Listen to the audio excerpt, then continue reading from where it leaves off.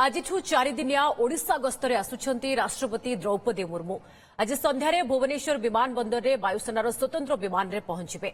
विमान बंदरु सीधासलख जिबे जयदेव भवन। सेठारे एक कार्यक्रम में जोगदे राष्ट्रपति राजभवन में रात्रि जापन करेंगे।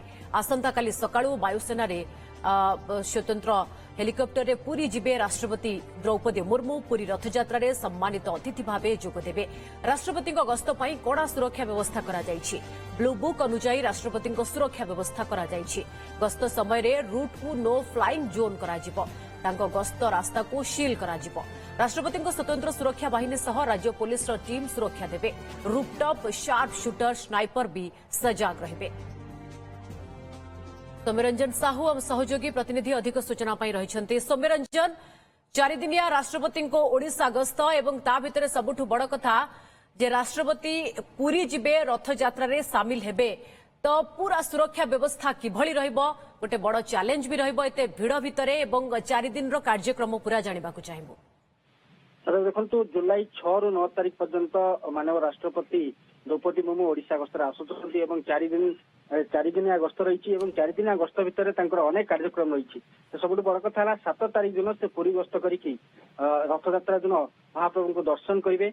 8 तारिख सका राष्ट्रपति जो समुद्र कूल मॉर्निंग वाक कार्यक्रम रही। तो निहाती भाव रथयात्रा जो भिड़ रही जिते लक्ष लक्ष श्रद्धालु पुरी रे गस्त करथिबे एवं पुरी रे थिबे सेतबेले राष्ट्रपति को गस्त पाई सुरक्षा व्यवस्था दिगरु गोटे बड़ चैलेंज रोचे पुलिस एवं प्रशासन पाई। एवं सबुठ बड़ कथा है एथिपाई पूर्वरु समीक्षा बैठक सरी। पुलिस पक्षर समस्त प्रकार प्रस्तुति सरी। जेहेतु 6 तारिख संध्यारे से आसिक पहुंचे।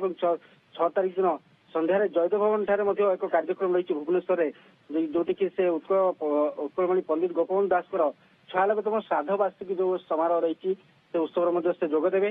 7 तारिख दिन से पुरी गस्त करेंगे। पुरी जाकि रथयात्रा समय से दर्शन करेंगे।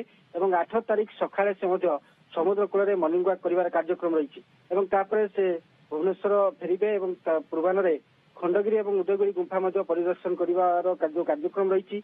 सहित विभूति कानून college of arts and crafts छात्र छात्री मान सहित से आलोचना करेंगे। से भाव जो देखा अपराह मेंढाशाल जी जोटि कि जो डिवाइन रिट्रीट सेंटर रही एक कार्यक्रम रही राष्ट्रपति जोगदेवे।